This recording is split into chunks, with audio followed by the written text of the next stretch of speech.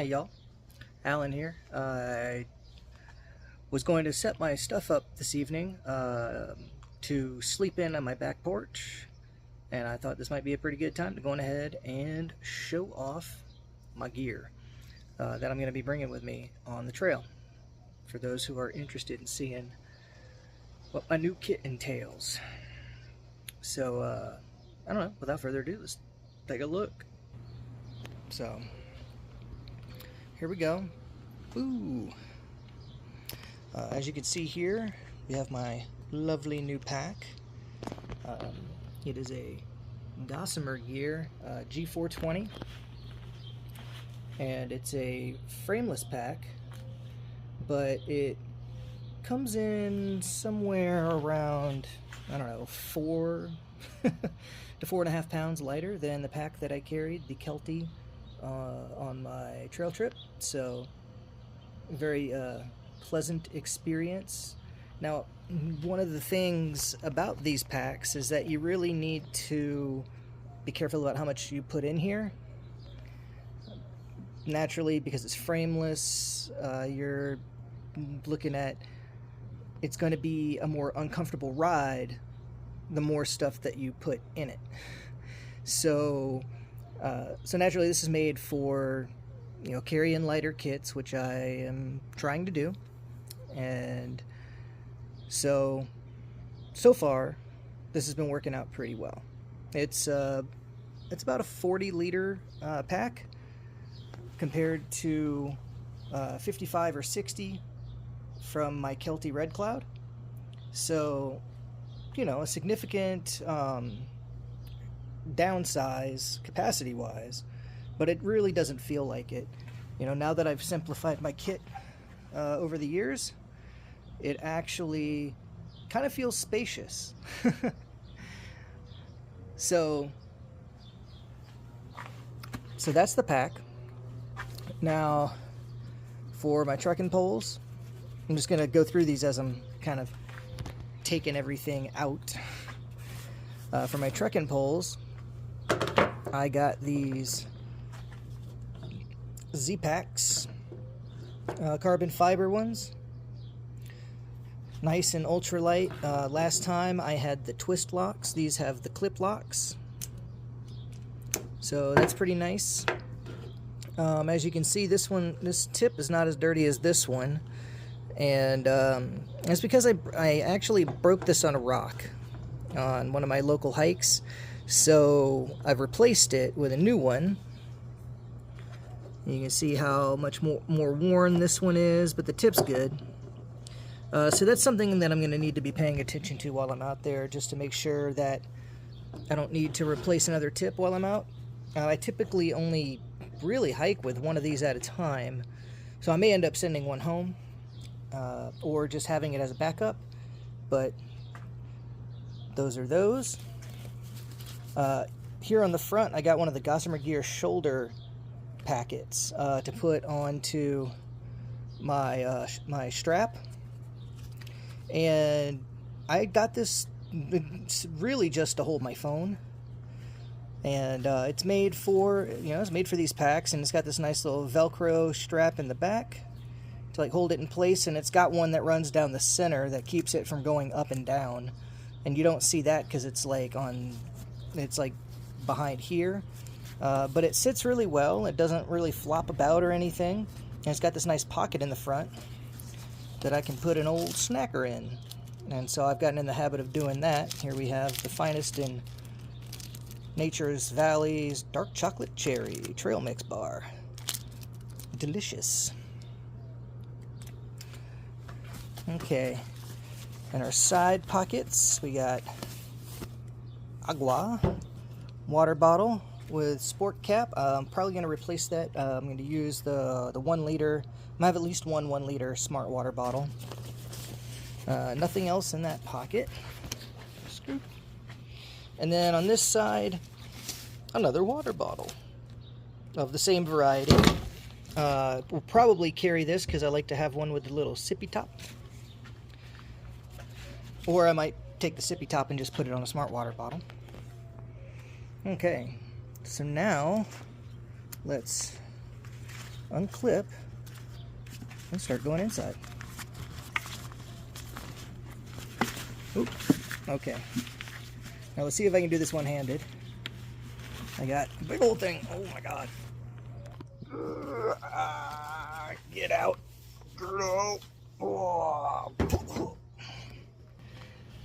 I got me an old beer can. So, unlike last time where I just hung my food, you know, I've been over the years getting kind of into the idea that maybe these containers are better than just having the bears get smarter and know how to take my picnic basket. So I got one of these guys. This is a Bear Vault 450, which is good for probably 3 to 4 days, which is good enough for me. And so I've got a little bit of placeholder food in here for my practice hikes. I got, you know, about like a pound of gorp, and I got some coffee and Propel and some tea bags and some other coffees that my friend hooked me up with as a gift. Thank you very much, Annie. And some tuna packets. So this thing itself, I think, is maybe a couple of pounds, but I think it is worth it. Essentially, for those who don't know, this thing just has like, let's see where it is, right here. It's got this little notch and these little spots that I can promise you this is really very tough to press in and get through to open it. So essentially it makes it bar proof, and they can't use their little hands to spin it open.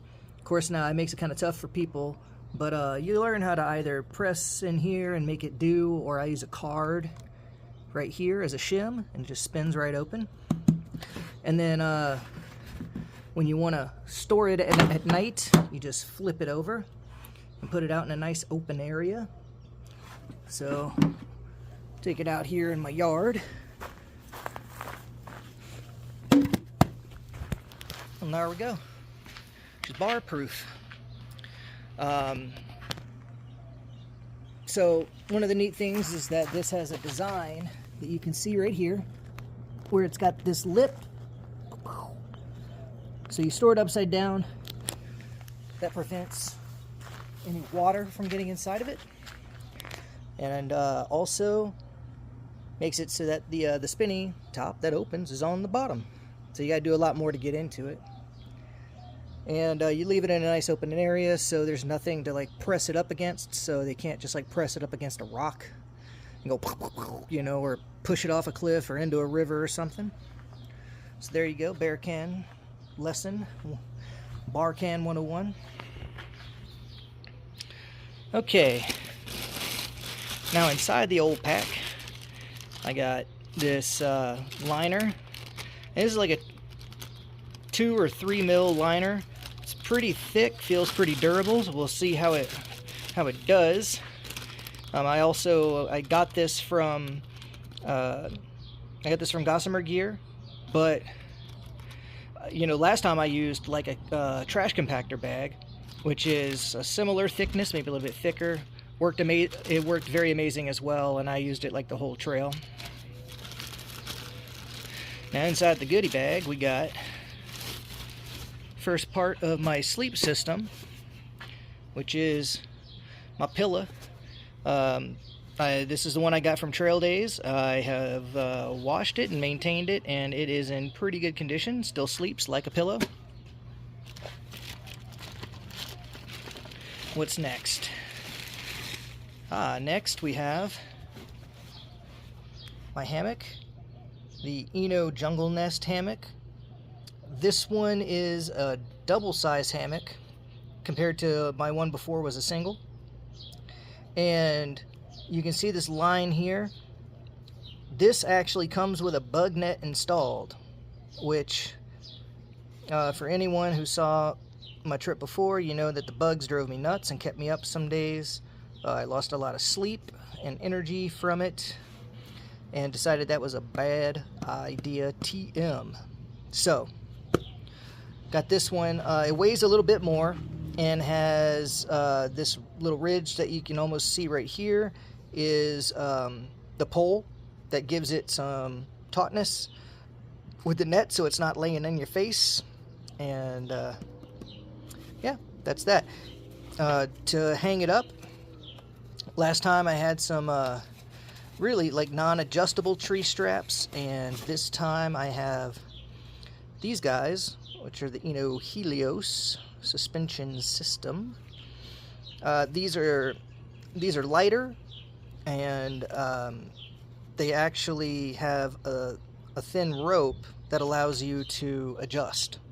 I might do a video just showing off the hammock system while it's set up, but for now, just know that this is light and much more adjustable. Let's see. Next part is another favorite from last time. So this is my rain fly that I used, my Pro Fly. I had this on the AT and it served me really well. So I am bringing it back for another round because I am sure the AT's got more rain. They might have sold out, but I highly doubt it. Okay. Here, we got the Thermarest Neo Air. This is an inflatable sleeping pad. So for those who are familiar, this is the one a lot of people use. That is the long rectangular yellow air pad that sounds like you're laying on a bag of Lay's potato chips, but it is very comfortable and it does keep you warm. I have another pad that I'm going to show you in a minute, but I am bringing this one for shelter use and stuff, so I will not be using this in my hammock. This is strictly going to be for, well, cowboy camping, or if I lay in a shelter, then I'll have this to keep me nice and comfortable. And next up in the cast is this big blue bag. And this is my quilt.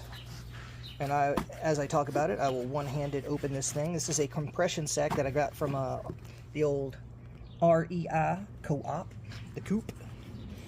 And essentially this is just to keep it nice and compact, nice and small in my bag, save a little bit of space. I didn't really need to, but I like to. So there, I done it. Opened up the top there. Now we're going for, and let's see if we can get this old quilt out.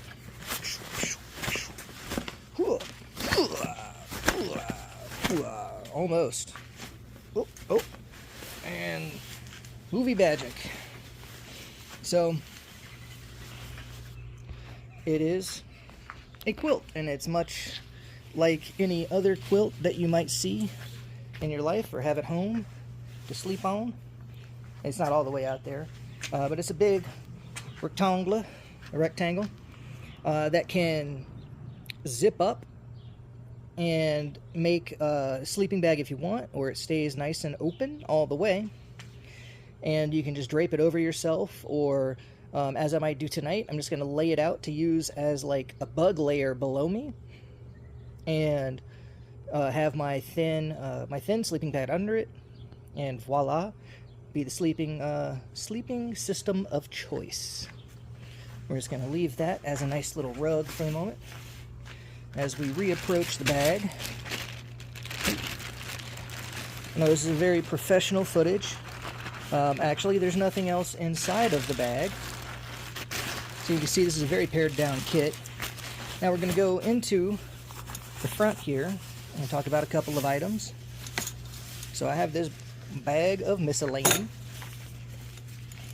and inside this bag, which is going to be rebagged, this is just to hold a few extra things and kind of keep them contained. We have my water filter. So it's the Catadine Be Free, and this is like a I don't know, less than a liter that it holds, 0.6, but this thing, once you soak the filter and prep it and get it going, it flows like a faucet. So it actually works way better than the Sawyer that I had last time, and you get arms like Hercules from squeezing the water through that thing. But with this, I can continue to be a mathlete with my old toothpick arms and get all the water I need to stay hydrated. Boom. So there you go. It's nice and beautiful. We're going to put it by the water bottle so they get acquainted. Want them to be friends. What else do I have in here? I have a bag with some toilet paper to do my butt wiping when I need to. I will also have my Deuce of Spades trowel with me. It is currently in my field pack from doing my archaeological survey field work, and so I'll just need to transfer it. Haven't done that yet. I will do that when I am done here, after I have set up camp. And I don't know if you can hear what is left, but it's my old spakers. So I got a handful of these steaks. Probably only need to bring 4. But I got 5 here, and I might bring 5 just to have, in case something happens to one and I got to back up. Backup's never bad. Or if, like last time, I lose my spoon and need to eat with something. Worked before, can work again. So these are just some MSR groundhogs. You can't really read it, but there it is. And I don't know if they saw their shadow, but that's as far as that joke's gonna go. So there we have it. This is the kit. Now we got a couple of extra things here that I would show you. First, so clothing wise, I still have a buff, but this one's different. This is one that some friends of mine here made with a nice little design. Some Hopi friends made these and passed them out to us as a gift, and this thing is very comfortable, and it's nice and thin and breathable.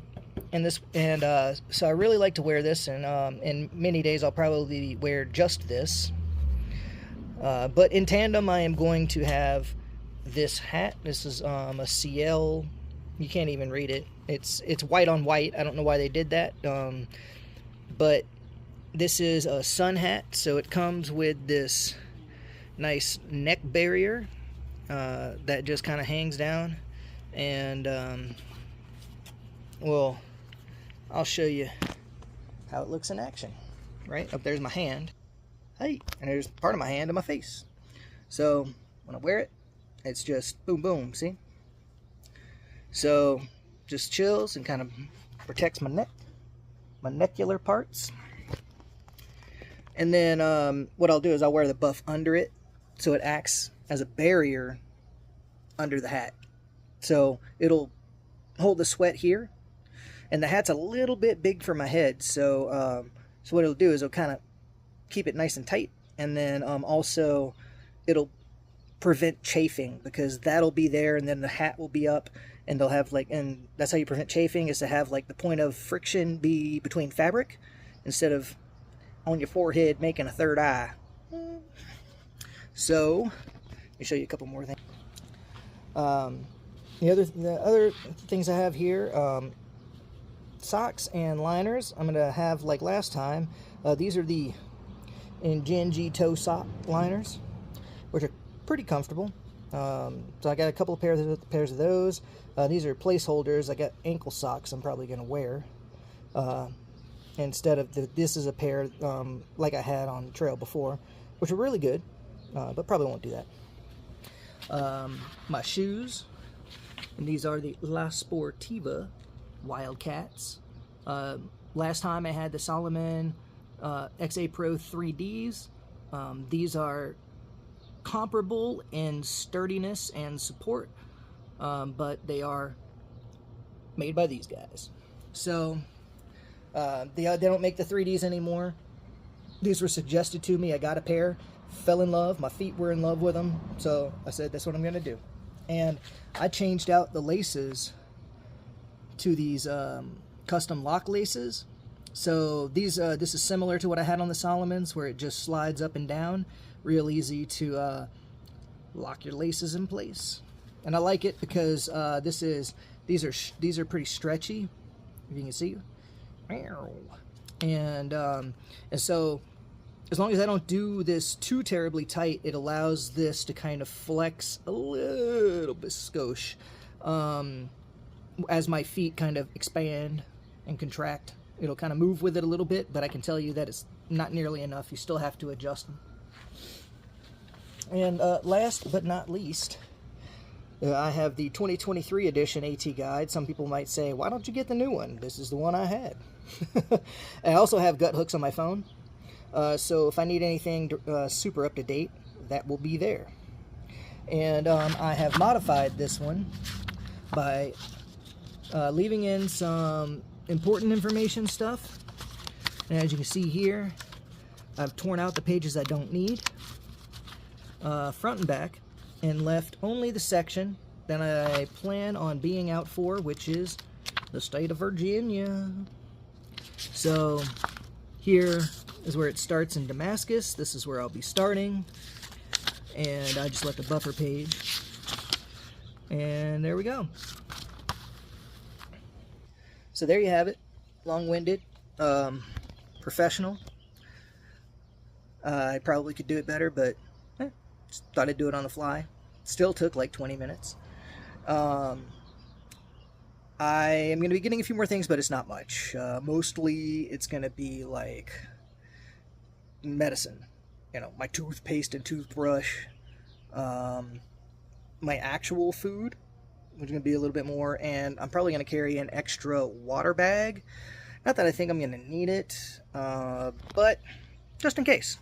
You know, I've heard that it's been a little dry out there. I mean, that's very, very relative. I mean, I live in the desert right now. It's as dry as it gets. But saying it's a little bit more droughty, so I was like, you know, I'll just bring an extra bag. I can always put some water in it, carry it with me. Well, I think that's all the news that is news today. Well, so I was putting this together and I realized there were a couple of important things that I didn't talk about that I want to show you. So without further ado, let me just show you these real quick. It's a couple of important parts of my kit. Okay. First, we have this little bag. And this is actually my cook kit, which I did not talk about at all. Now, it is admittedly similar to what I had before. This is actually the same screen that I used last time. However, I did get a new stove. I got this little Snow Peak. It's basically a pocket rocket that doesn't want to come rocket out. Get out! Okay, well, hold on. Here we ISO Pro 3.9 ounces. And this goes on top of it. So this one just open, open, open. And it's got the little piezoelectric. I don't think you can see the spark, but it's sparking. And you just use this little lever, lefty-loosey, righty-tighty, and where the fuel comes out, you do the cooking. Just goes right on top of that guy. A Tucson Orienteering Club buff for Southwest Spring Week. This is just my little hold my hot pot when it's hot, and to wipe out the water and stuff. Little tray, a little lighter. Produces flame in case I have any trouble with this and just need to get it to light. And then I have this guy. It's a Snow Peak 450 titanium. This holds 2 cups of water. It's a single wall, so you can boil right inside of it. These handles actually will cool down pretty quick. You can see right there where it's gotten a little blued because the flame does hit it. But you know, that's why I have this, so that I can grab it like that, boop, boop, boop, and pour it in the bag. So this is my little cook kit that I'm going to be using, and I'm just going to be boiling water in that. Never going to cook in it if I don't have to, and then use pour the water into a freezer bag that has my food in it. And then the other thing is this guy right here. So it acts as my back pad on my backpack. So that gives me some stability, a little protection between me and the stuff that's in the pack. But it doubles as a pad. Here, let me... So I'll be using this inside of my hammock, under my quilt. I'll either be laying on this or laying on my quilt on top of this, and then when I do decide to sleep in a shelter, I'll have this and I'll lay it out, and then I'll put my air pad on top of that. And this is like a little 1/8 inch, super thin. I can't even begin to tell you how light this thing is. So I'm not just going to be sleeping right on that. There's no way. My back would never take it. I need an immediate backiotomy. And it's got the old Gossamer Gear logo because it's made by them.